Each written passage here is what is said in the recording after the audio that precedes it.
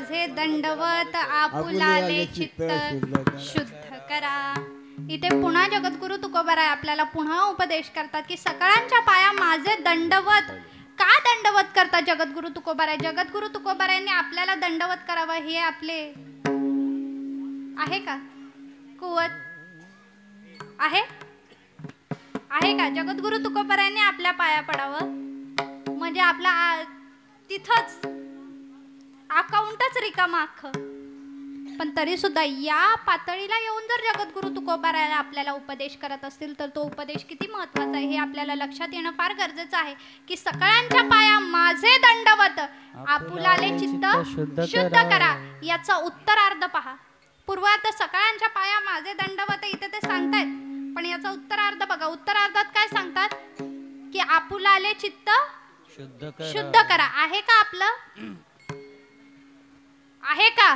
कीर्तनात खोटं बोलायचं नसतं. नाही म्हणतात कीर्तनात खोटं बोललं का मुकी बायको भेटते असं काय ते मी ऐकलं. मग ते पहिलं खोटं म्हणतील विठाला विठाला विठाला विठाला विठाला विठाला विठाला असं काय नाहीये बरं का. नाही तर मला सगळे कीर्तन झाल्यावर गाठतील आणि माझं कार्डच घेतील. तसं नाहीये माझ्याकडे कार्ड बेड. काय म्हणतील ताईंनी बरोबर सांगितलं आतापासून कीर्तनात खोटंच बोलूया. नाही असं नाही. असो विनोदाचा वाद बाजूला ठेवा. याचा उत्तरार्थ आपल्याला सांगतो की आपुलाले चित्त शुद्ध करा. दुसरा आता चित्त म्हणजे नक्की काय हे आपल्याला समजणं फार गरजेचं आहे. चित्ताची जर शुद्धीकरण सांगितलंय तर चित्त म्हणजे नक्की काय? चित्त शुद्ध तरी शत्रू मित्र होती व्याघ्र न खाती सर्प. पण चित्त काय? तुका म्हणे चित्त करारे निर्मळ येऊनी गोपाळ राहती. ते चित्त काय? चित्त म्हणजे नक्की काय? सांगा सांगा सांगा. आमचे एक डॉक्टर वैद्य म्हणजे डॉक्टर आता आपण त्यांना डॉक्टर म्हणतो ते आमच्या ओळखीचे आहेत. मी त्यांना विचारलं मोठे स्पेशलिस्ट आहेत ते. त्यांना विचारलं काय हो डॉक्टर हे चित्त नावाची गोष्ट शरीरात सापडते का हो फाडतोड केल्यानंतर? ते म्हणतात नाही असं काही नाही. मन चित्त असं काही नाही सापडत आम्हाला आतमध्ये. पण मन म्हणजे पण ते चित्त म्हणजे पण तेच अहंकार म्हणजे पण तेच आणि बुद्धी म्हणजे बुद्धी म्हणजे पण तेच. पण हे कसं आणि नाही म्हणावं तर भगवान म्हणतात मनषष्टी आणि इंद्रिय आणि प्रकृती स्थानी कर्षती. मग याला नाही तरी कसं म्हणावं? चित्ताला मनाला नाही तरी कसं म्हणावं? मन चित्त ज्या अर्थी तुकोबाराय काहीतरी सांगतात त्या अर्थी चित्त म्हणजे काहीतरी असणं गरजेचं आहे.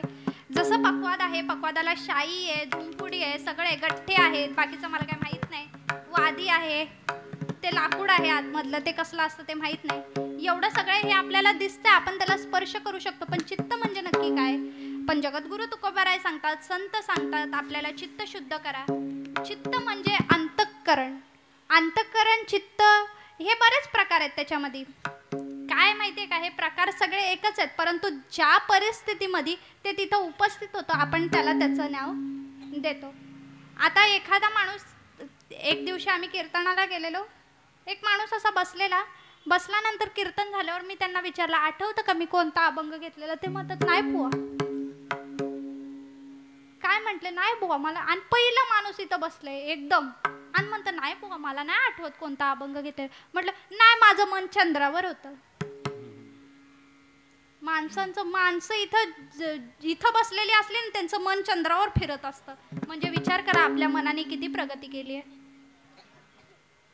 बरोबर की नाही? काही बाया इथं बसलेल्या असतात पण अर्ध लक्ष दुधाकडे असतं मांजरीकडे असतं.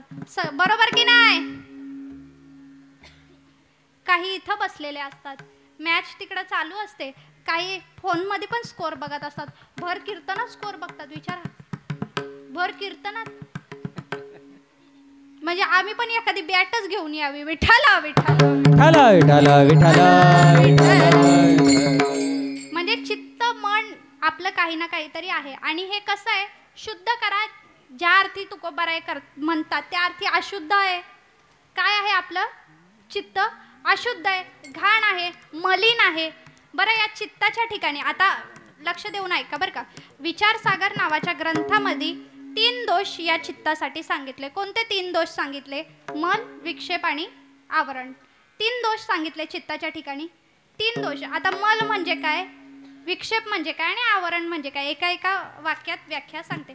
मल म्हणजे काय तर निषिद्ध कर्म करण्याची इच्छा होणं म्हणजे मल दोषाची तिथं काय होते, उत्पत्ती होते, म्हणजे मल दोष.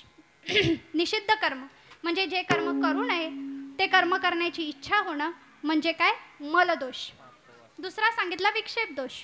विक्षेप दोष म्हणजे काय, चित्ताच्या ठिकाणी असलेली चंचलता, त्याला सांगितलं आहे विक्षेप दोष. आणि तिसरं सांगितलेलं आहे मल, विक्षेप आणि आवरण. आवरण दोष म्हणजे काय, तर आपल्या ठिकाणी असणारं अज्ञान म्हणजे आवरण दोष. विठाला विठाला विठाला विठाला विठाला विठाला विठाला विठाला. आता तुम्ही सांगाल, तुम्ही एवढी 2-3 जड जड वाक्य सांगितली, पण हे जाणार कशाने? ज्या अर्थी दोष आहेत त्या अर्थी त्यांच्या निवारणाकरता काही ना काहीतरी साधना असेल, काही ना काहीतरी उपाय असतील, जेणेकरून हे दोष निघून जातील. अतिशय थोडीशी म्हणजे 1-2-5 मिनिटात तुम्हाला विषय सांगते. मल दोष कधी निर्माण होतो माहिती आहे, जेव्हा निषिद्ध कर्म आपल्या हातून घडतं तेव्हा. म्हणजे जे कर्म घडू नये, जे कर्म घडणं म्हणजे जे कर्म घडल्यानंतर आपल्यामध्ये काय होते, पापाची वृद्धी होते, म्हणजे वाढत वाढत जातं आपलं पाप. एखाद्या ठिकाणी कीर्तन चालू असेल, बरोबर, एखाद्या ठिकाणी कीर्तन चालू असेल, पण बाहेर उभं राहिलेल्या माणसाला असं वाटत असेल बुवा लयच किंचाळतो, इथून त्यांनी एक दगड घेतला आणि फेकला आणि डायरेक्ट थाडक्याने इथं लागला. एवढा जोरात नाही लागला. त्याच्यामुळे काय झालं, कीर्तनकाराला साक्षात परब्रह्म स्वरूप असतात असं म्हणतात कीर्तनकार, असं म्हणतात. म्हणजे पूर्वीचे कीर्तनकार बरं का. विठाला विठाला विठाला विठाला विठाला. आपल्या हातून काहीतरी निषिद्ध कर्म घडणं म्हणजे काहीतरी वाईट कर्म आपल्या हातून घडणं, ही बुद्धी निर्माण होते. काही ना काहीतरी वाईट कृत्य आपल्याकडून घडतं, वाईट कर्म घडतं आणि त्याच्यामुळे हा मल दोष निर्माण होतो. पण या मल दोषाचा जर आपल्याला काय करायचं असेल, नाश करायचा असेल, हा मल दोष आपल्याला बाजूला करायचा असेल, संपवायचं असेल, तर काय करणं गरजेचं आहे, कर्मच करणं गरजेचं आहे. पण कोणतं कर्म? कर्माचे परत 4 प्रकार सांगत असताना नित्यकर्म, नैमित्तिक कर्म, काम्य कर्म आणि प्रायश्चित्त कर्म, हे 4 कर्मशास्त्रात सांगितलेले आहेत. नित्यकर्म म्हणजे काय, जे आपण रोज करतो ते, त्याला आपण म्हणतो नित्यकर्म. नित्यकर्म काय करतो आपण रोज? सकाळी उठतो, सकाळी उठोनी चहासी भजावे, भाकरीसी वंदावे, जीवे भावे, नित्य उठोनी खावयाची चिंता. हे आपलं नित्य आहे बरं का. नित्य आपण उठतो, नित्य उठून काय करतो? पहिला, मला माहीतच होतं तुम्ही पहिला उठून चहा घेता, बघितलं, पण शास्त्रात असं सांगितलेलं आहे पहिला उठून चहा नसतो घ्यायचा. नित्यकर्मामध्ये सांगत असताना सांगितलंय, रोज आपल्याला स्नानविधी सांगितलेला आहे, तो नित्य आहे. आपण गंध तिळक करतो, देवपूजा करतो, हे काय आहेत आपले नित्यकर्म आहेत, जे आपण काय करतो, रोज करतो, नित्य करतो, बरोबर, त्याला म्हणतात नित्यकर्म. नैमित्तिक कर्म काहीतरी निमित्ताने, जसं आपला हा सप्ताह नैमित्तिक कार्यक्रम आहे, जिजामाताची जयंती ही नैमित्तिक आहे. 15 दिवसांनी एक एकादशी येते येते का? 15 दिवसांनी दिवस जातच असतो, 15 दिवसांनी परत तो 15वा दिवस येतोच ना. 15 दिवसाची एकादशी वारकरी धरतो, सकाळी धरतो, रात्री जागे आहेत बर का, सुज्ञ श्रोते आहात, आनंद आहे या गोष्टीचा. 15 दिवसांनी एक एकादशी येते, आपण उपास धरतो, दुसऱ्या दिवशी सोडतो. नैमित्य आहे, बरोबर की नाही, निमित्ताने आलेलं आहे. बर, सोमवार करतो बर, सोमवार हे पण काय आहे, सोमवार निमित्ताने आपण व्रत वैकल्य करतो, नैमित्तिक आहे. कुंभमेळ्याला जातो का? जातो. वा, मी गेली तर चेंगरून परत येते की नाही माहित नाही, म्हणून गेली नाही एवढ्या वर्षापासून. त्या जाऊन आलेत, पुढच्या वर्षी जाणार आहे मी त्यांच्यासोबत. बर, कुंभमेळा हे काय नैमित्तिक गोष्ट आहेत, या नैमित्तिक कर्म याला म्हणतात. हे सुद्धा आपलं करणं गरजेचं आहे. नित्यकर्म, नैमित्तिक कर्म, काम्य कर्म. काम्य म्हणजे काय, जे सतत आपण आता रोज सकाळी उठतो, आंघोळ करतो, स्नान करतो आणि नित्य आपण कुठे जातो, आपल्या ऑफिसला, जॉबला, नोकरीला. इथे नोकरीला, गावाला असेल तर आपण शेतामध्ये जातो, काम करतो, उदरनिर्वाह करता आपल्याला या सगळ्या गोष्टी करणं गरजेचं आहे. ते काम्य कर्म करणे काय आहे गरजेचं आहे. आणि शेवटी सांगितलं ते प्रायश्चित्त कर्म आपल्या हातून घडलेल्या दोषाच्या निवारणासाठी आपण जे करतो त्याला म्हणतात प्रायश्चित्त कर्म. विठ्ठला विठ्ठला विठ्ठला विठ्ठला विठ्ठला विठ्ठला विठ्ठला. प्रायश्चित्त कर्म म्हणजे नक्की काय? एखाद्याने मांजर मारली तर आपण म्हणतो की चांदीची मांजर बनवा आणि काशीला जाऊन प्रवाहित करा, सोडा. आता ती कितपत खरं आहे ते मलाही अजून काही कळलेलं नाही. हे काय? हे प्रायश्चित्त कर्म आहे. समजा मी एखाद्याचं अंतःकरण दुखवलं, बोलता बोलता मी निलेश दादांना बोलून गेले, तुमचा बोल चुकला बरं का, पण एवढ्या लोकांसमोर बोलल्यानंतर निलेश दादांना साहजिक वाईट वाटणार, साहजिक. नाही तर त्यांनी मला बोललं की तुझं कीर्तन असं बोलणार आहे का? नाही, पण मला दुःख होणार नाही. समजा त्यांच्या अंतःकरणाला काहीतरी मी दुःख पोचवलं किंवा काहीतरी चूक माझ्या हातून घडली, मी आतापासून 5 दिवस मौन व्रत पाळणार आहे, कारण मला प्रायश्चित्त करायचंय. कोणतीही वाईट गोष्ट झाली तर माणसाने त्या गोष्टीचं प्रायश्चित्त कर्म नेहमी करावं. म्हणजे मलदोष निर्माण होतो, निषिद्ध कर्म करण्याची बुद्धी येते, निषिद्ध कर्म घडतात तेव्हा मलदोष निर्माण होतो. पण या मलदोषाला घालण्याकरता आपल्याला सतत नित्य कर्म, नैमित्तिक कर्म, काम्य कर्म, प्रायश्चित्त कर्म जर आपण केलं तर हा मल नावाचा दोष जात असतो. विठ्ठला विठ्ठला विठ्ठला विठ्ठला विठ्ठला विठ्ठला विठ्ठला. मलदोष, मलदोष. बरं, मलदोष झाला. विक्षेप, विक्षेप म्हणजे काय? चित्ताच्या ठिकाणी असलेली चंचलता. आपलं चित्त किती चंचल आहे, किती चंचल आहे, किती चंचल आहे सांगू का? माकड किती चंचल आहे, खूप चंचल आहे. आपण एखादं लहान मुलगा जर असं चालत असेल ना तर ते नीट चालत नाही, ते नीट चालत नाही, ते ह्या दिशेला पळ, त्या दिशेला पळ. मग आपण त्याला म्हणतो अरे माकडा तुला काय नीट चालता येत नाही का? अशी माझी आई कायम बोलायची मला लहान असताना, आठवतं मला. नाही नाही, असं समजू नका मी माकड आहे. विठ्ठला विठ्ठला विठ्ठला विठ्ठला. असो, माकड हे किती चंचल आहे, अतिशय चंचल आहे. एका झाडावर कधी थांबतं का?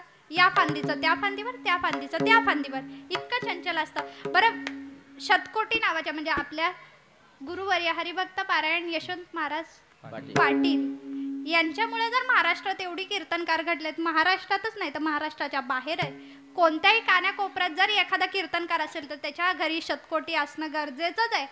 कारण ज्या वेळेस यूट्यूबचा जमाना नव्हता तेव्हा त्यांनी ती शतकोटी निर्माण केलेली आणि तेव्हापासून त्याचा अभ्यास करत करत करत कीर्तनकार घडले. असे असणारे बाबांची शतकोटी माझ्याकडे आहे आणि त्याच्यामध्ये मन नावाचा एक विषय आहे. त्या मन नावाच्या खाली एक श्लोक दिलाय त्यांनी. मर्कटस्य सुरापाणम तत्र वृश्चिक दर्शनम तन्मध्ये भूतसंचारो यद्वात तद्वात भविष्यती.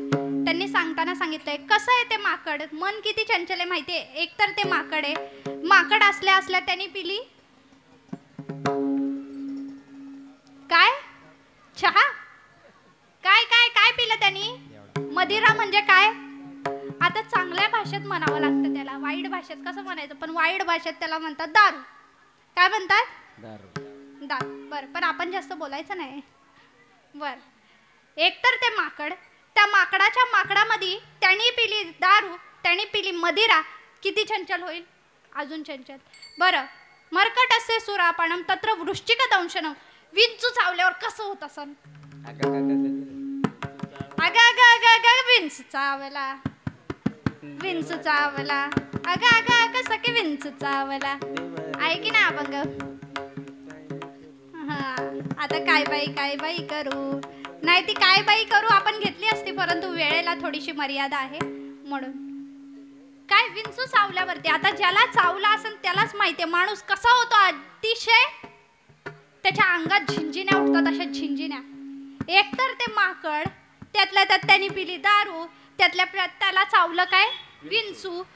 मर्कटस्य सुरापाणम तत्र वृश्चिक दंशनम तन्मध्ये भूतसंचारो यद्वात तद्वात भविष्यती. त्यातल्या त्यात त्याच्या मानगुटीवर बसलं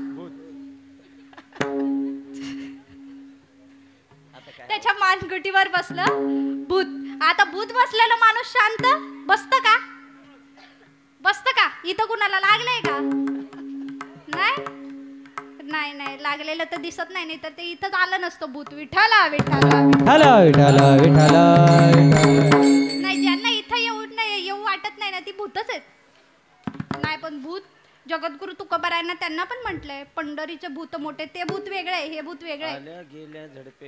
हे भूत म्हणजे नक्की कोणतं भूत? वाईट भूत आपण याला म्हणूया. विचार करा, आधीच ते माकड, त्यातल्या त्यात त्यांनी पिली दारू, त्यातल्या त्यात त्याला चावलं विंचू, आणि त्यातल्या त्यात त्याच्या मानगुटीवर बसलं भूत. एवढं जर ते चंचल, तर आपलं मन त्यापेक्षाही चंचल सांगितलंय. विठ्ठला विठ्ठला विठ्ठला विठ्ठला विठ्ठला. तर म्हणजे काय सांगितलं आपल्याला की हे मन इतकं चंचल आहे, चित्त इतकं चंचल आहे, म्हणून आपल्या ठिकाणी कोणत्या विक्षेप नावाचा दोष निर्माण होत असतो. हे विक्षेप नावाचा दोष घालवण्याचा एकच उपाय आहे, तो म्हणजे भगवंताची उपासना. उपासनेने हा दोष काय होत असतो? जात असतो, हा दोष नष्ट होत असतो. उपासना कुणाची करायची? आता ते उपासनेचेही बरेच प्रकार आहेत, परंतु उपासना आपण इथे एकच गोष्ट सांगते, भगवंताची उपासना करा. उपासना केल्यामुळे आपलं चित्त एकाग्र होतं. एकाग्र झालेलं चित्त हे कसं असतं? शांत असतं, स्थिर असतं, आणि तिथे आपला विक्षेप नावाचा दोषही जात असतो. मला विक्षेप गेला, मला गेला, विक्षेप गेला, आता उरला तो आवरण. आवरण म्हणजे नक्की काय? आवरण म्हणजे आपल्या ठिकाणी असलेलं अज्ञान. अज्ञान. जीव हा तसा पाहायला गेला तर तो परब्रह्म आहे. कोण? हा परब्रह्म आहे. परंतु जीवाच्या ठिकाणी असलेल्या अज्ञानामुळे त्याला वाटतं मी जीव आहे. मी जीव नाही, तर मी साक्षात भगवान परमात्म्याचा अंश आहे. हे असलेलं अज्ञान, या अज्ञानामुळे आवरण नावाचा दोष निर्माण होत असतो. पण हा आवरण नावाचा दोष कशाने जात असतो? तर ज्ञानाने जात असतो. विठ्ठला विठ्ठला विठ्ठला विठ्ठला विठ्ठला विठ्ठला. मल विक्षेप आवरण. आपल्या चित्ताला जर शुद्ध करायचं असेल तर हे 3 दोष आपल्याला आपल्या चित्तातून काढावे लागतात.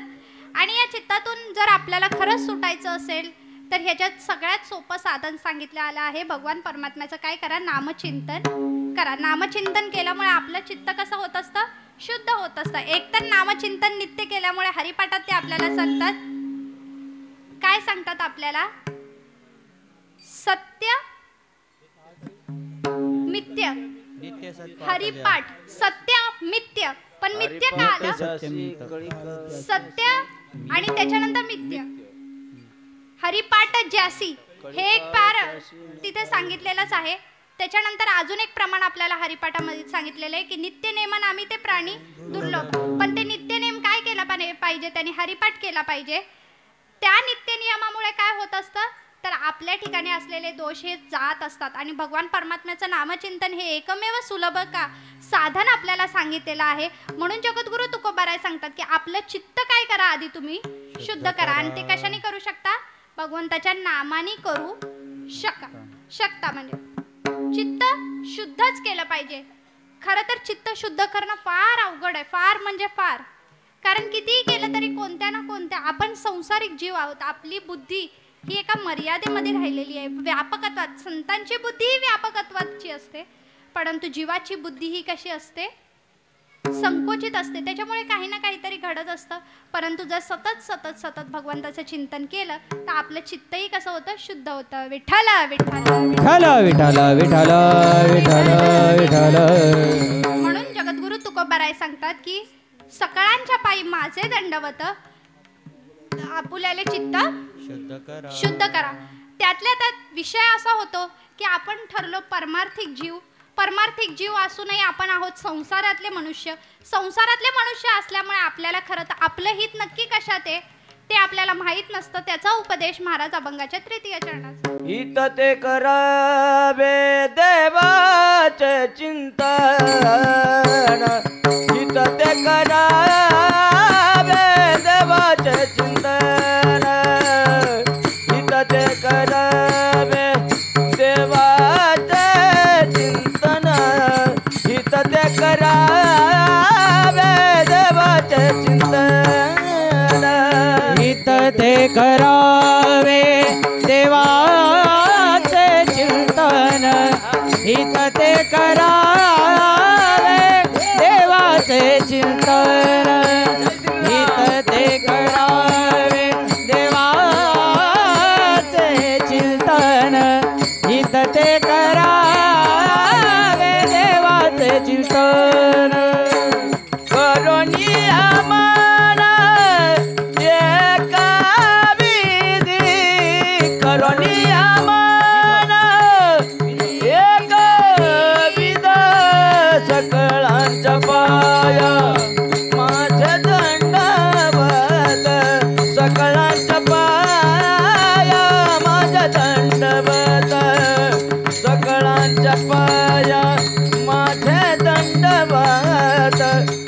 सकळांच्या पाया माझे दंडवत करुणिया मला एकविध करुणिया एकविध सकळाच्या पाया माझे दंडवत सकळाच्या पाया माझे दंडवत सकळाच्या पाया माझे दंडवत सकळाच्या पाया माझे दंडवत माझे दंडवत सकळांच्या पाया माझे दंडवत हे सांगून झाल्यानंतर आपल्याला तिसऱ्या चरणात सांगतात. काय सांगतात? हित ते करावे देवाचे चिंतन आणि करुणिया मन एकविध. हित ते करावे. आता आपल्याला आपलं हित कळत नाही का? कळत नाही आपल्याला आपलं हित? नाही, कळत असतं तर कांडकं कुडकं खाल्ली नसती, बरोबर की नाही? कळत असतं तर हे केलं असतं का? केलं असतं? कळत असतं तर केलं असतं का? नाही. पण कीर्तनाच्या बाहेर गेलो पहिला कोपरा शोधतात बाया. बाया या कोपऱ्यात, माणसं त्या कोपऱ्यात. उदार तर इतके असतात ना, उदारता तर इथे यांची बघायची. कायम हात आपला असा असतो, फक्त हे घेताना तेवढा हात असा होत असेल. अपवाद आहे हा. लय पुण्याचं काम आहे बरं का, बरोबर की नाही? आपल्याला जर आपलं हित कळालं असतं तर जगद्गुरु तुकोबारायांनी उपदेश करायचं काही गरज नव्हता. पण गरज उपस्थित झाली, कारण जीवाकडून होणाऱ्या या ज्या चुका आहेत, हे जे अज्ञान आहेत. आता मला सांगा ना, आपल्या चित्ताच्या ठिकाणी, आपल्या मनाच्या ठिकाणी किती अज्ञान आहे की नाही? जर आपण सुज्ञानी असतो, आपल्याला जर आपलं हित कळालं असतं तर आपण व्यसन केलं असतं का? नसतं केलं. परंतु आत्ताचा जीव हा काय झालाय? व्यसनाच्या अधीन गेलेला आहे. कशामुळे? अज्ञानामुळे. म्हणून जगद्गुरु तुकोबारायांना उपदेश करावा लागतोय की हित ते करावे देवाचे चिंतन. देवाचं चिंतन. आपलं हित कसं आहे? कारण संसारिक जीवाला वाटतं हित म्हणजे वेगळं. हित म्हणजे आपलं हित. आपलं हित म्हणजे सगळं आपलं. आपलं हित काय असतं?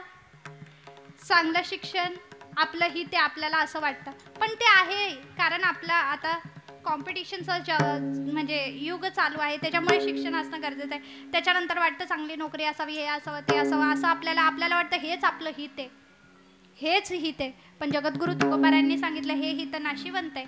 हित ते करावे देवाचे चिंतन. पण इथंही जीवाचा स्वभाव आहे, तो चिंतन कधीच करत नाही, फक्त करतो चिंता. विठ्ठला विठ्ठला विठ्ठला विठ्ठला विठ्ठला विठ्ठला. कारण विषय काय माहितीये का? चिंता चिता समख्यातम बिंदू पात्रे विशेषतः सजीवम दहते चिंता निर्जीवम दहते चिता. आपण चिंतन करत नाही, आपण चिंता करतो. आणि चिंता ही कशी सांगितलेली आहे माहितीये? एकच चिता आणि चिंता याच्यामध्ये फक्त एका बिंदूचा परिणाम, पण महान कार्य आहे बघा ना किती. स्वराज्य निर्माण करण्यासारखं. चिंता चिता समख्यातम, समय बिंदू मात्र विशेषतः सजीवम दहते चिंता, म्हणजे जीवनात जे जगतायत, ज्यांचा देह श्वास घेतोय त्यांना जाळते ती चिंता, आणि निर्जीवाला जाळते ती चिता. आपण काय करतो? चिंतन करत नाही, चिता करतो. बरं, काही लोक चिंता पण करत नाही, चिंतन करतात. पण चिंतन कशाला करतात माहितीये का? कसलं चिंतन करतात? कसलं चिंतन करतात? जीवाचं. काही लोक चिंतन करतात जडाचं. पण संत आपल्याला सांगतात जीवाचंही चिंतन करू नका, जडाचंही चिंतन करू नका, चिंतन एकाच करा. हित ते करावे देवाचे चिंतन. विठ्ठला विठ्ठला विठ्ठला विठ्ठला विठ्ठला. जीवाच्या चिंतनाने कशाची प्राप्ती होते? जडाच्या चिंतनाने कशाची प्राप्ती होते? हा फार मोठा विषय आहे. परंतु इथे आपल्याला खरं हेच सांगितलेलं आहे की ईश्वराचं चिंतन करा. विचार सागरामध्ये त्याचेही मुद्दे आलेले आहेत.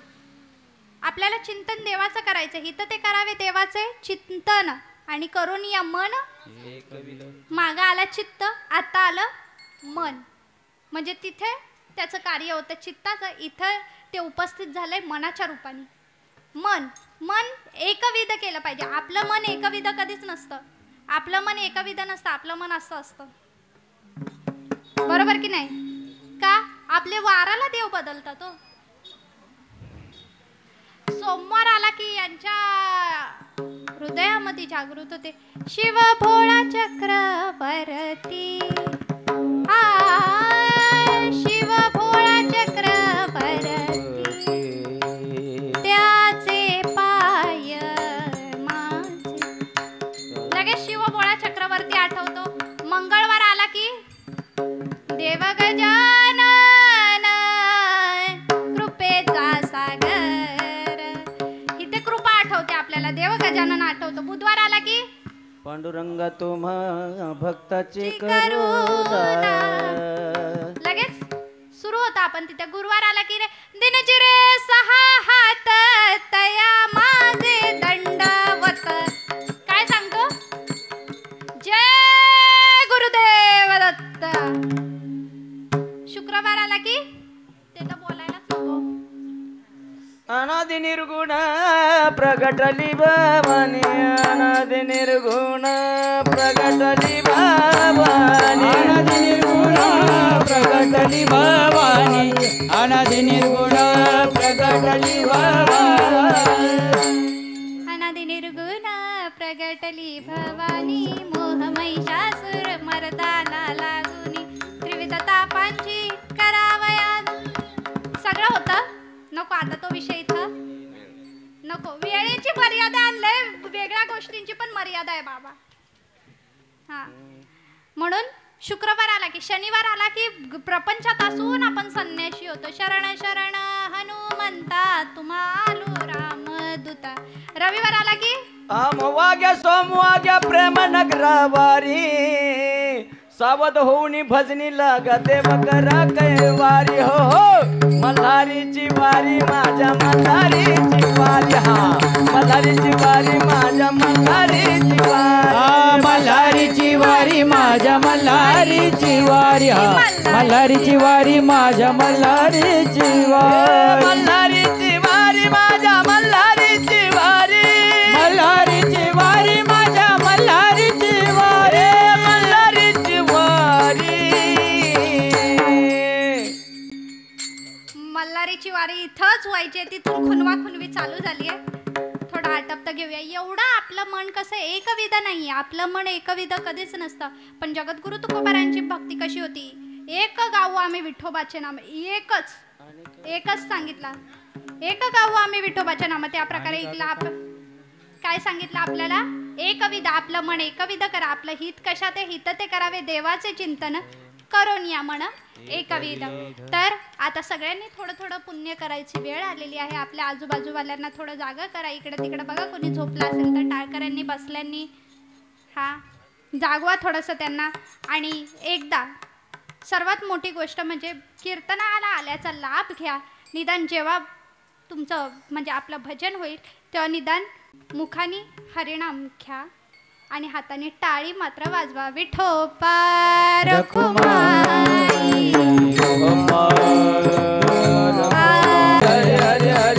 हरि हरि हरि हरि हरि हरि हरि हरि. जय जय विठोबा रखुमाई. जय जय विठोबा रखुमाई. विठोबा रखुमाई. विठोबा रखुमाई. जय जय विठोबा रखुमाई. जय जय विठोबा रखुमाई. जय जय विठोबा रखुमाई. विठोबा रखुमाई. विठोबा रखुमाई. विठोबा रखुमाई. आता तरी पुढे हाच उपदेश. नका करू नाश आयुष्याच्या. सकाळांच्या पायी माझे दंडवत. आपुलाले चित्त शुद्ध करा. आपल्याला सगळं सांगून झालेलं आहे. फक्त शेवटचं चरण राहिलेलं आहे. त्यावर एकदा भजन करा. विठ्ठला विठ्ठला. शेवटच्या चरणामध्ये जगद्गुरु तुकोबाराय सांगतात की तुका म्हणे लाभ तो व्यापार सांगितला इथे जगद्गुरु तुकोबारायांनी. व्यापार सांगत असताना जगद्गुरु तुकोबारायांनी व्यापार केला का हो? केला केला व्यापार जगद्गुरु तुकोबारायांनी. होय तो व्यापार, पण लाभ पण सांगितलेला आहे व्यापारामध्ये. जगद्गुरु तुकोबाराय यांच्या घरी तर व्यापार होताच, अतिशय श्रीमंत होते. त्यांचा व्यापार बघून जर आपण व्यापार करायला लागलो तर आपली बायको आपल्याला घरातून,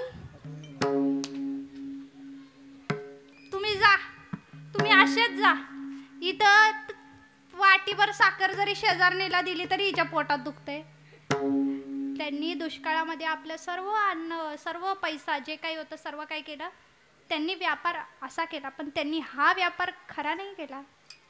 त्यांनी परमार्थाचा व्यापार केला. परमार्थाचा व्यापार, व्यापाराचे दोन प्रकार, एक खोटा व्यापार आणि एक खरा व्यापार. तसं पाहायला गेलं तर शास्त्रात व्यापाराचे बरेच प्रकार सांगितलेत, परंतु वेळेची मर्यादा असल्यामुळे तुम्हाला फक्त एवढं सांगते. आपण हा जो उदरनिर्वाह करता व्यापार करतो, कुणाचं कपड्याचं दुकान असेल, कुणाचं मोबाईलचं दुकान असेल, कुणाचं काही व्यापार असेल, काही असेल, हा व्यापार कसा आहे? हा व्यापार कसा आहे? खोटा आहे का खरा आहे? खोटा. खोटा आहे? मग दिसतो कसं काय? काय म्हणता तुम्ही? शोभतंय का तुम्हाला हे? अहो, दिसणाऱ्या वस्तूला तुम्ही खोटं म्हणता, म्हणजे नाही त्याला खरं कसं काय म्हणायचं? जगद्गुरु तुकोबाराय. आता इथे सुद्धा आपण एक दृष्टांत घेऊ शकतो, तसं दृष्टांत 4 आहेत. सांगितलं रज्जू सर्पाकार भासले जगडंबर किंवा मृगजळ, हे 2 दृष्टांत आहेत. विचार सागराला दृष्टांत आहे हा, म्हणजे विचार सागराला हा एकच दृष्टांत आहे. अख्ख्या विचार सागरमध्ये हा एकच दृष्टांत फिरत असतो. रज्जू सर्पाकार भासले जगडंबर. रज्जू सर्पाकार भासले जगडंबर. विचार सागरे म्हणून गाथा नाही, गाथा आहे म्हणून विचार सागर आहे. विठ्ठला विठ्ठला विठ्ठला विठ्ठला विठ्ठला विठ्ठला. वेदांत कधी आहे? संतांच्या अभंगावरती आहे, बरोबर की नाही? काही काहींना वाटतं विचार सागराचा अभ्यास केला म्हणजे आम्ही विद्वत्त झालो. नाही, जगद्गुरु तुकोबारायांचा गाथा आहे ते एका प्रमाणावर विचार सागर आहे. त्यांना गाथा कळाली म्हणून विचार सागर निर्माण झाला. विठ्ठला विठ्ठला विठ्ठला विठ्ठला विठ्ठला. रज्जू सर्पाकार भासले जगडंबर. हे जगडंबर भासला, आपल्याला भासलं. आता तसं बघायला गेलं तर आपल्याला तो लांबून, आता तो दृष्टांत तुम्हाला सगळीकडे माहिती आहे. सगळं दृष्टांत काय आपण न चघळलेला बरं काय सांगितलं आपल्याला? ते भासलं तिथं, आपल्याला हा संसार दिसतोय, परंतु ज्या वेळेस ज्ञानरूपी प्रकाशाचा प्रकाश त्याच्यावरती जेव्हा पडेल आणि त्यांना सत्यता कळेल की हे दिसत जरी असलं तरी हे खोटं आहे आणि अदृश्य स्वरूपात असणारा जो व्यापार आहे म्हणजे परमार्थाचा व्यापार आहे तो फक्त खरा व्यापार आहे. विठ्ठला विठ्ठला विठ्ठला विठ्ठला विठ्ठला विठ्ठला.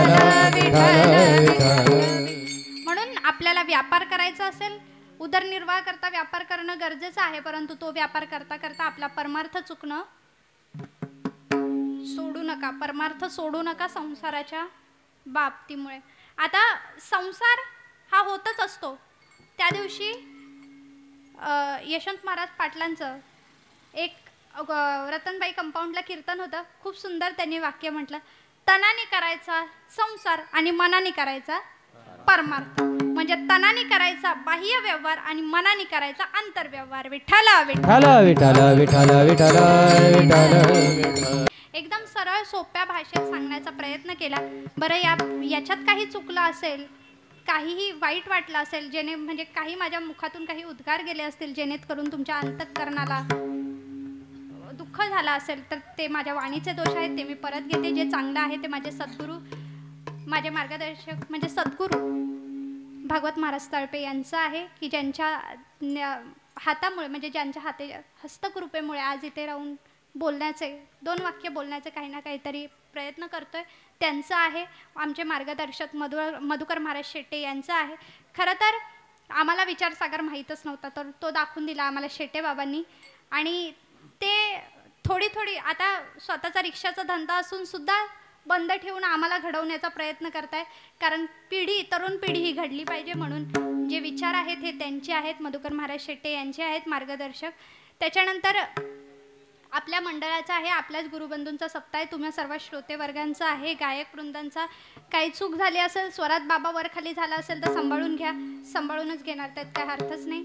उत्कृष्ट असे गायनाची साथ केली आमचे ज्ञानेश्वर माऊली असतील किंवा आमचे धुमाळ बाबा असतील, उत्कृष्ट भोजने बाबा असतील, सगळे उत्कृष्ट टाळकरी असतील, असे उत्कृष्ट असे चोपदार होते.